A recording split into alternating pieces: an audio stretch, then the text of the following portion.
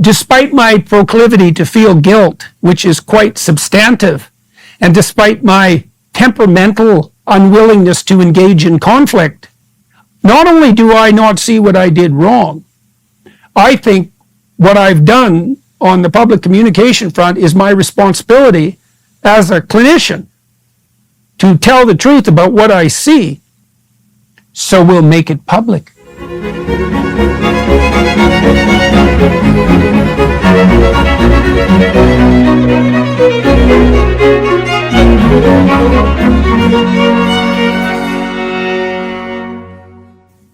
Dad, nice to see you. Hey, Mick, how you doing? I'm not doing too bad. How are you? Good, actually, all things considered. I'm in Milwaukee, looking forward to the presidential debate tonight. That's fun. I'm perplexed, I would say, about the situation in Canada. I've been thinking about it this morning. As you know, the court that we appealed the College of Psychologists' decision to decided that the college it's within the college's purview to stop me from having any political opinions, as far as I can tell. The decision, which I posted on Twitter and will post in the description of this video, starts out by making a case for the fundamental reality of freedom of speech for Canadians in Canada, and then says, but, and that's always a bad start when you're talking about freedom of speech, but apparently the college has the right to decide that I can be re-educated forcibly with the risk of my license, essentially because I made political statements that the members of the college don't agree with. And those opinions involve two criticisms of Justin Trudeau, one criticism of his chief of staff, one criticism of an Ottawa city councillor, and then my objection on Joe Rogan to the climate apocalyptic fear-mongering that idiot tyrants are foisting on the general population. Now, apparently that makes me unprofessional and a disgrace to the profession, such that I am now going to be required, the college can go ahead with this, to put me into a re-education program with their so-called social media experts, and that's also, by the way, a profession that does not exist, until I learn my lesson, whatever that is, regardless of how much time that takes, by their judgment, or they can take my license away. And so the court says, well, of course you have freedom of speech, Dr. Peterson, but because you're a professional, you're bound by your professional organization. And apparently they're not bound, even though they're a government organization, fundamentally. Apparently they're not bound by that fundamental constitutional axiom. And so that shows you, all you Canadians who are listening, and everyone outside of the country who might be the least bit interested in Canada, that shows you exactly what our bloody Constitution is worth. And if Canadians are so daft that they don't think that that's a problem, well, they're going to figure it out over the next 15 years, because there's absolutely no excuse for this. So that's what I'm thinking. Now, there's part of me that's thinking, well, look, Peterson, the College of Psychologists is after you. You've taken it to court. Now the judges have decided that you're wrong. Maybe you're wrong. And I think, well, I expressed political sentiment and I'm actually informed. And so for the life of me, I can't see how I'm wrong. I think I have a responsibility to say what I think, and I think many people agree with that, and I think the fundamental consequence of that around the world has been massively beneficial to people. So I think, number one, what the hell? And number two, bring it on and see what happens. Because I will make absolutely every bit of this public in a way that the college and the courts can hardly even imagine. So away we go. So that's how I'm doing. That's how you're doing. Okay, but good.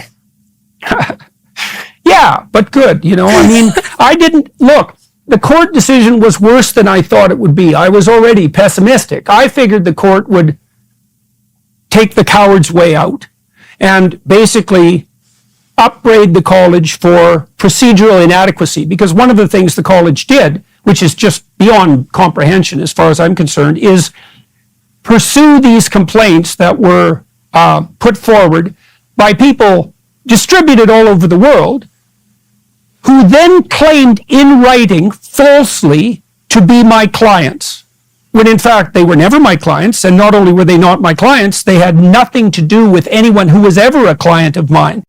And so I figured at least the court would say, well, of course you have the right to police professionals because you're a professional governing body, but they didn't even do that. They just basically said, well, of course you have the right to freedom of speech, except when it comes to, let's say, political opinions. So, then what right do you have at all?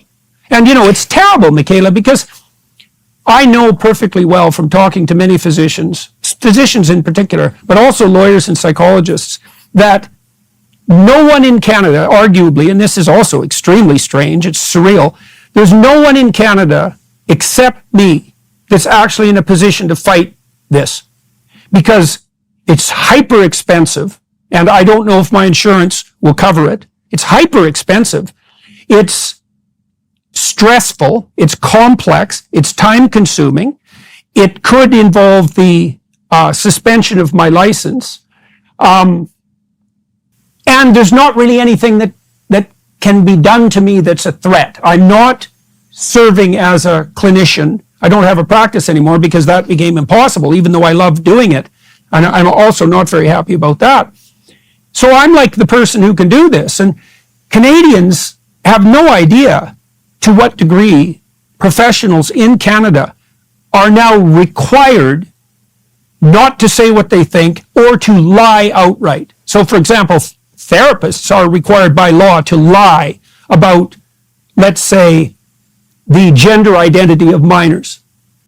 And so, for me, especially on the therapy side, if you're required by law and by your professional organization to lie cowardly, you're done as a therapist, because the only thing you've got as a therapist is honesty. That's it. Honesty is what's curative. So, it's just part of how surreal the world is, and particularly how surreal Canada is. It's hard to fathom. It is hard to fathom. Can I read just a couple of sentences from the decision so people have an idea of what's in here? It's linked below. People can read the entire thing. But there's parts, like this is how it begins. When individuals join a regulated profession, they do not lose their charter right to freedom of expression. At the same time, however, they take on obligations and must abide by the rules of their regulatory body that may limit their freedom of expression. That's just one sentence after another. That's how it starts. Yeah, perfect. It's a great thing to highlight. It's like, well, you have this fundamental right, but what? What rules? There's what? There's a rule, eh? There's a rule. Is that right? That the College of Psychologists has, that I can't criticize Justin Trudeau on Twitter. That's a rule, is it? And if someone anywhere in the world complains about the fact that I've criticized Justin Trudeau, let's say, that all of a sudden that's a rule, even though it wasn't a rule. And of course I get to criticize Justin Trudeau, not only because he richly deserves it in every way you can possibly imagine, but because that's actually what freedom of speech means. So I have no idea what the court means by, abiding by the rules. So the rules are whatever the bloody College of Psychologists determines constitutes a rule after the fact, given their complete freedom to make manifest any rules they want. Yeah. It's beyond comprehension. And yes, but I have freedom of speech. It's like, do I now? What do I get to talk about? Apparently I can't even talk about the weather. Here's another fact. This is literally the truth. People can submit a complaint to the College of Psychologists from anywhere in the world. And so someone in the States submitted a complaint about the last conversation I had with Joe Rogan, where I expressed my doubts about the validity of economic predictions based on climate science.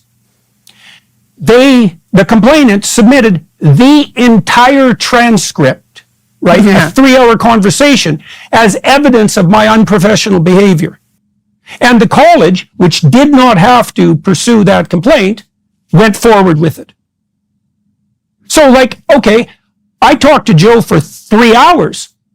Apparently, everything I said in that 3 hours was unprofessional and a disgrace to the profession. So like, well, what am I supposed to do about that? The answer is, well, we're going to appeal the decision. I will take this to the Supreme Court. I don't think that any judges will have either the wisdom or the courage to rule about this properly, except at the Supreme Court level. And I'm not particularly optimistic about that either. I'm not optimistic about that either. I don't see how you can win this without overturning colleges in general. And I don't, like, that's not a good look for the colleges to lose this. So won't the Supreme Court, I know they're not supposed to be pressured, but won't they, what's the benefit for them for ruling in your favor? Other than Well, the benefit would freedom be of that they speech. support, well, they would support the most fundamental principle of a free society, right? It's like, why do you have the right to freedom of speech? Well, the answer is because there's no difference between free speech and thinking, no difference between free speech and dialogue, and no difference between free speech and problem solving and negotiation. And so, and therefore peace. If you eliminate that, people can no longer think, they can no longer adapt, they can no longer negotiate, they no longer even know how to orient themselves in the world. And so, in principle, the advantage for the Supreme Court is that they rule in favor of the most fundamental principle upon which civil democracy itself is predicated.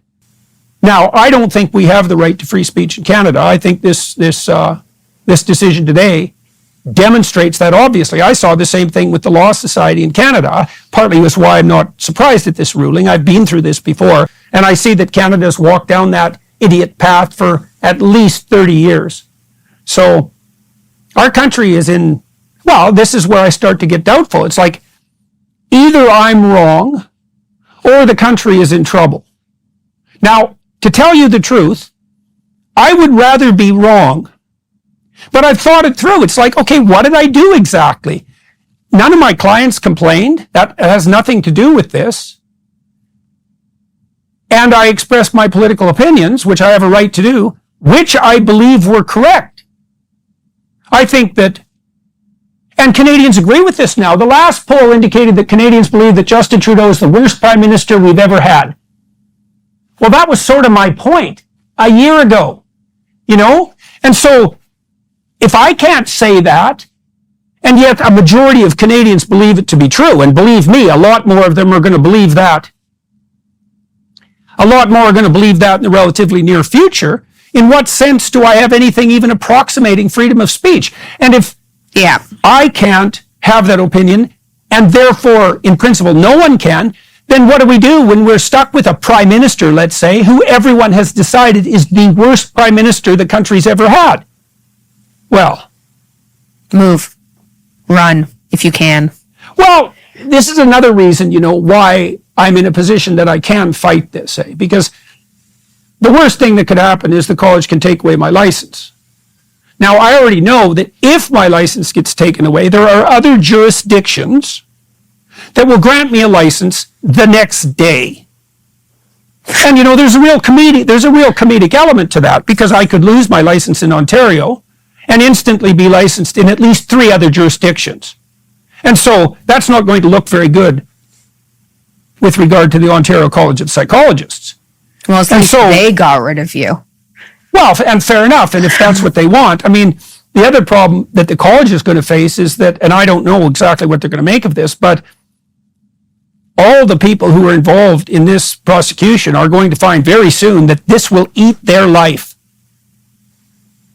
So, you know, From a media perspective. I've offered to the college to negotiate. I actually have a solution in mind, and I've heard the odd comment indicating that maybe that's a possibility. I reached out a month ago with an idea they haven't got back to me. I think they're waiting for this decision, to tell you the truth. And of course, they're going to be entirely emboldened by this. I know the solution, which I'm not going to discuss in this podcast. I have to talk to them first.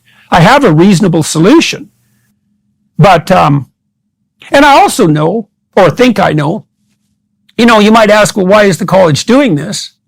And my suspicions are, because we've been through this before, when Cambridge University canceled the seminar I was going to conduct there on Exodus, I found out eventually that it was basically one person who was behind all of that.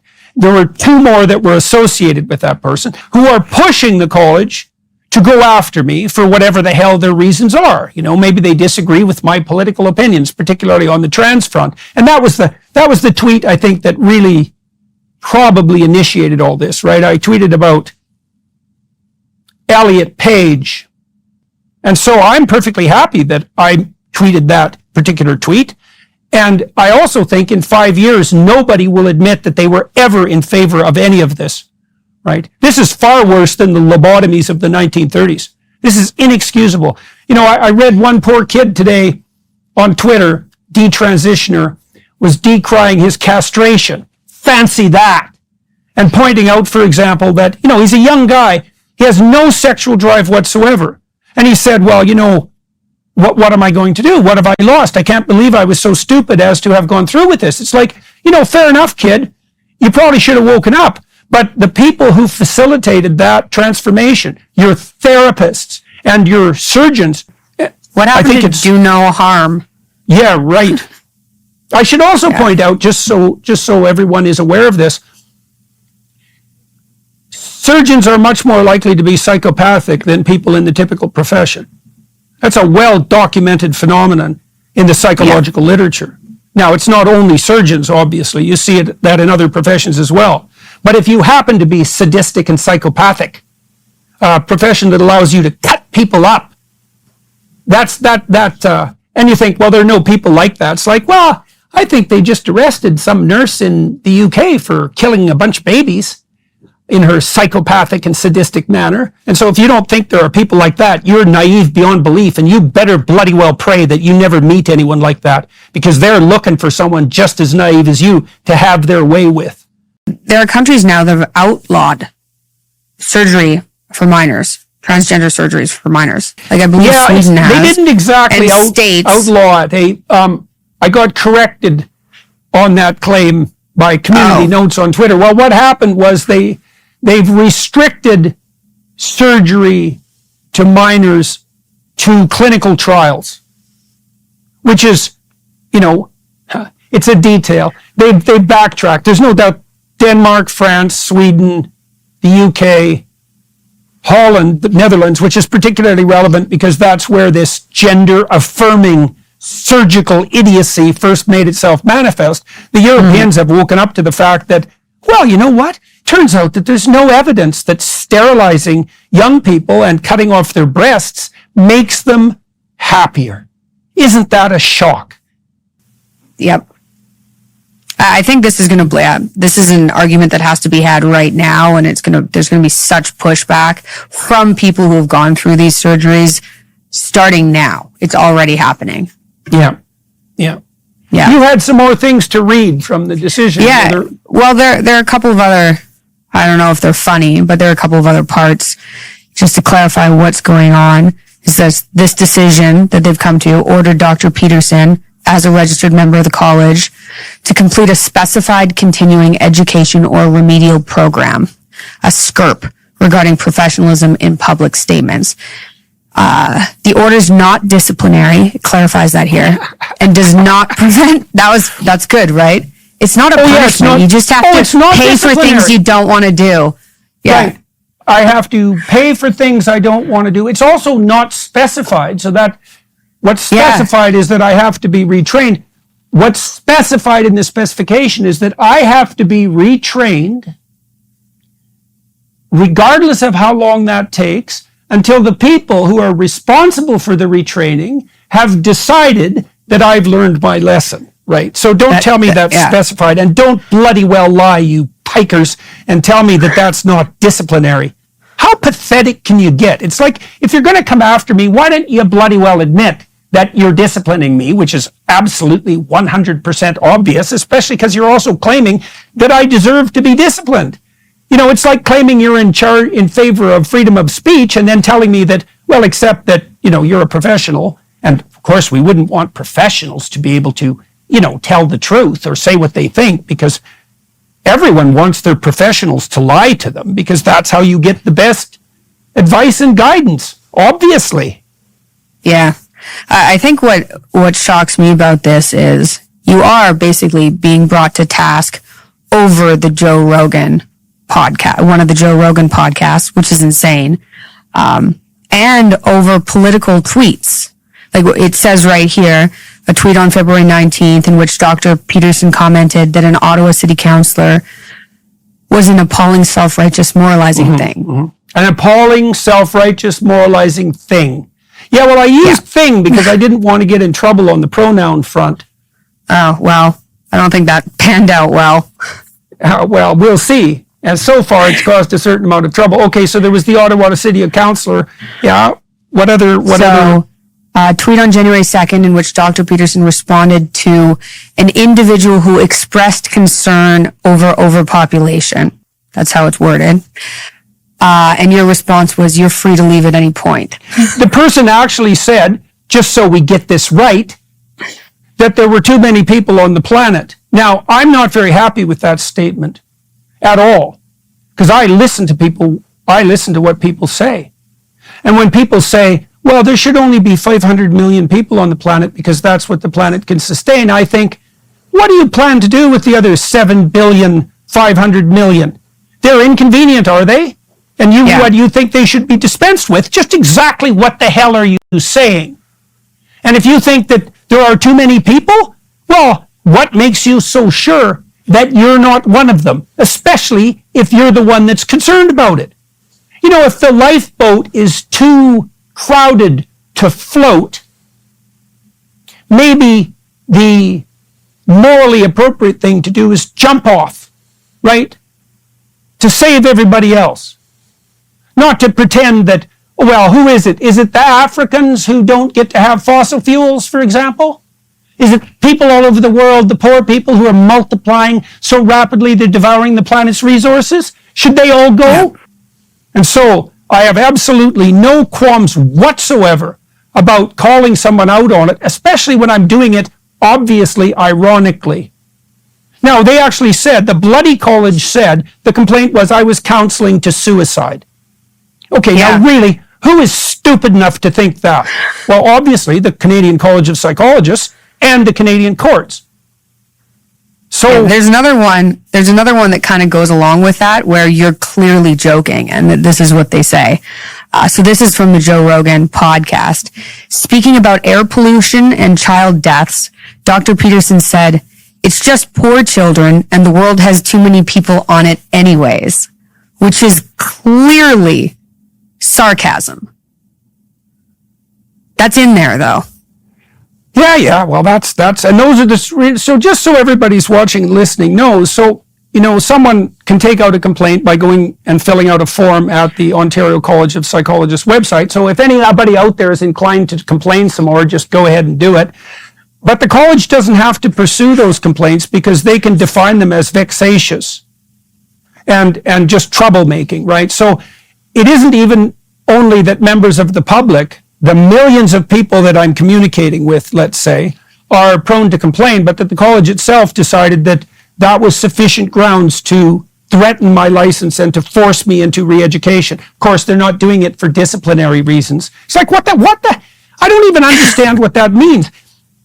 If you're not doing it for disciplinary reasons, it's like, why is it forced? And why am I being upbraided? That's like the definition of disciplinary. So that just shows you how mendacious the decision is. Yeah. And then it does go to outline that it's directed Dr. Peterson enter a coaching program with either one or two individuals identified by the panel to review, reflect on, and ameliorate his professionalism in public statements. The coaching program was to begin within 3 months and to be completed within 12. Costs associated with the coaching are borne by you. It also outlines that coaching doesn't end until you've successfully ameliorated your professionalism and learned something. And what the hell is that supposed to mean precisely? I need a whole personality transplant, apparently. Yeah. But there's another problem too there. And here's the problem. I'm not wrong. So that's a big problem. And I swear I will do this. If I am required to undergo the retraining, I will undergo the retraining. And I will tape it. And I will broadcast it. And then everyone else can decide for themselves just exactly what the hell's going on and whether or not I've contemplated my words, whether or not I've thought through everything I say carefully, whether or not I have any grounds for my opinions. You know, I don't say things that I haven't thought about and thought about a lot. And so I agree with Canadians that Justin Trudeau is the worst prime minister that the country has ever had. And I think he's actually far worse than people think. And I think that professionals in Canada no longer have the right to express their thoughts, which invalidates them as useful professionals. And I think they're pushed into a corner so badly that even the brave professionals I know, and I do know some, are unwilling to fight this, to even make public statements in support of me. And if you think that is the hallmark of a free country, there is really something wrong with you. You bloody well better wake up. And if you think that if that's happening to professionals, that it's not going to happen to you, well, you are exactly naive enough to deserve exactly what's coming down the pipeline for you. I guess one of the problems I see is, right, so you're in a good position to fight this, even though it is seriously costing an arm and a leg, and it's time consuming and it's stressful, but at least you're not reliant on your clinical practice for a livelihood, right? Yeah. As opposed to other people.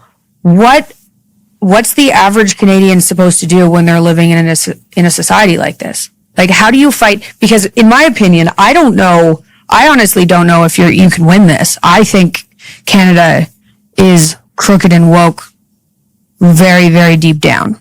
So I don't necessarily see this going in a good direction for your clinical license, at least in Ontario. What are average people supposed to do to try and stop their society from going in this kind of direction? Because it feels like I moved, I just ran away. I was like, goodbye to this country, I'm going to America. It has its problems for sure, but at least there's freedom of speech built in there. Like, what does the average Canadian do to fight back against this? Get involved in the political process at whatever level they can. Get involved in the school boards.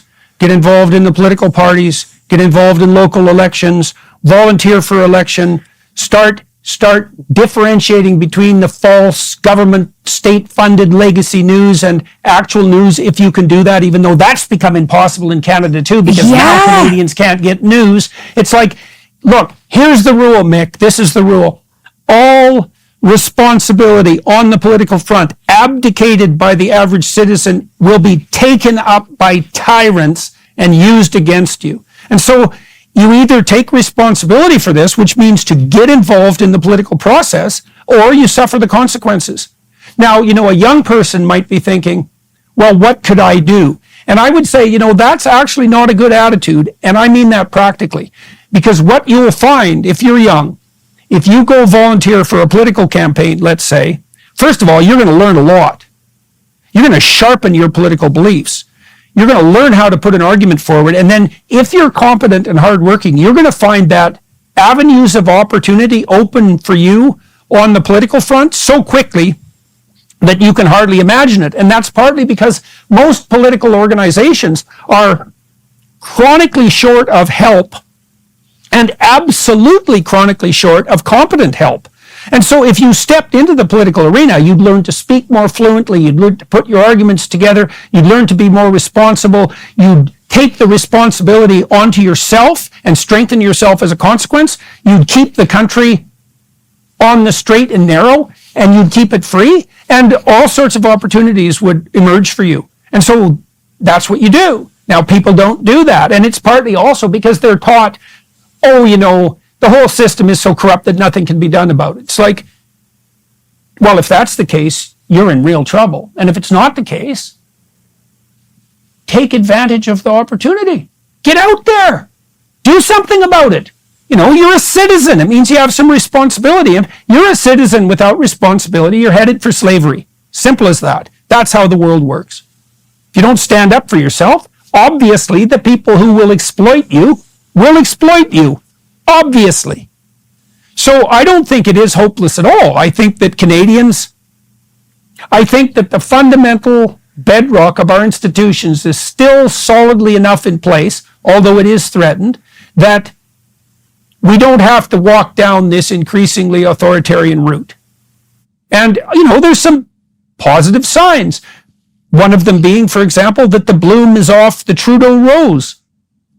There's a man who couldn't even tell the truth about his marriage. What's the alternative? You said, for example, you left. Well, there were business reasons for that too, because it does turn out that the United States is a place it's much more straightforward to do business in the United States. And most people who are watching and listening will not know that Canadians now make 60% as much as Americans make. 60%. And the gap is growing.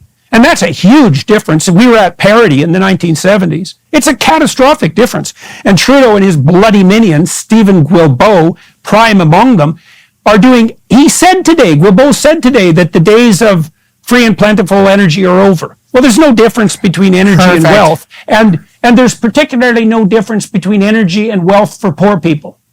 You want to make poor people poor, make energy expensive. Energy is work. You make work expensive, you demolish the poor, obviously.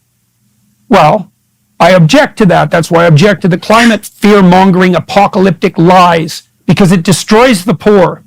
Just so that the people who are screeching about the sky falling can feel momentarily moral about their role as planetary savior. It's like, no, to hell with you. Seriously. You leave the poor alone. There's also definitely not one person who's screeching about the sky falling in terms of climate that's having problems affording energy. Not one of those people can't afford heat. Yeah, well, that's exactly right. That's exactly right. It's the people who are struggling to put food on their table and to keep their air conditioners on, to keep their heaters on in the winter. They're not playing moralistic games on the planetary savior side of things. No, they're just trying to scrabble forward with a certain degree of hope. It's appalling to see the left support this, for example, because in principle, the left is the voice of the underclass, let's say. And it's obvious that the progressives will sacrifice the poor to nature, right? To nature worship, to Gaia, this imaginary catastrophe that justifies degrowth, for example. What the hell do you think degrowth means? If you don't think that means starving poor people, you're an idiot. And you might say, well, there's too many people on the planet anyways. In which case I would say, then leave. Well, is there anything else you think we should get into details about this? Or does that give people a good idea about what's going on? We can continue updating people, but this is the big story now. Hopefully we can get this covered by insurance because, oof. Well, insurance for a practitioner is mandatory. And insurance for a practitioner is mandatory for these reasons. And so it would be quite the situation if it turned out that the insurance which I was paying, because that was mandatory, also fails to cover this sequence of events. So we'll see about that. But I will take this as far as necessary. So, and like if I tell you, Mick, I am very much inclined, as you know, to, if I'm accused of doing something, to rake myself over the coals and to try to find out if I did something wrong. And I went through those allegations at Christmas in detail, and it was very stressful because I thought, maybe there's something here, and that I went beyond the bounds of reasonable conduct. And I was very apprehensive. There were 13 charges at that point. They've dropped 7. God only knows why they dropped those 7. It's just arbitrary. But I went through all 13 in detail, hundreds of pages of allegations. And when I came out of that, I thought, well, first of all, I thought, how daft can you be to pursue allegations put forward by people who lied about the fact they were clients of mine? You know, those should have been just taken off the table instantly, obviously. You can't start by trusting the word of someone who lies in writing about something fundamental. So that was kind of a relief in some sense, right? Because I thought, well, that sheds a pretty dim light on the procedures of the college. And then I went through each allegation in turn. And I think the most damning, as I said, was the tweet in relationship to Elliot Page. That was certainly the one that caused the most public trouble. It's like, I got to tell you, kiddo, that's looking pretty good now. So, despite my proclivity to feel guilt, which is quite substantive, and despite my temperamental unwillingness to engage in conflict, I don't see, not only do I not see what I did wrong, I think what I've done on the public communication front is my responsibility as a clinician to tell the truth about what I see. And so we'll make it public in every possible way. And I'll bring to bear every single bit of public pressure I can possibly muster on this particular topic. And we will watch over the next 3 years, because that's how long it'll take, exactly how this plays out. So, and we've cordoned off our life. I can deal with this without it having interfere with everything else I'm doing. I've talked to Tammy. I've talked to you and Julian. My family's on my side. We're solidly committed to this. I have a good legal team. We have the money necessary to do this, and we have the connections. So if the college wants to re-educate me, they're more than welcome to try. But if they think they're going to do it in secret, they've got another think coming. Well, with that, it was nice talking to you. Have fun at the presidential debate tonight. I like your suit. Oh, thank you. Isn't it ridiculous? Yeah, it's good. You stand out. I like it. Very solid. Yeah. Well, I thought I'd blend in with the crowd tonight, You know, the Americans, they're very theatrical, right? Everything Americans do is theatrical. And so this presidential debate, it's theater of the best sort. And I'm down here to have an adventure, And so, and it's what I should be concentrating on.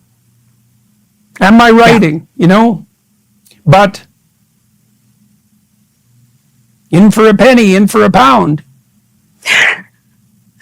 That's for sure. Yeah. Okay, kiddo. Bye. I'll talk to you soon. Bye-bye.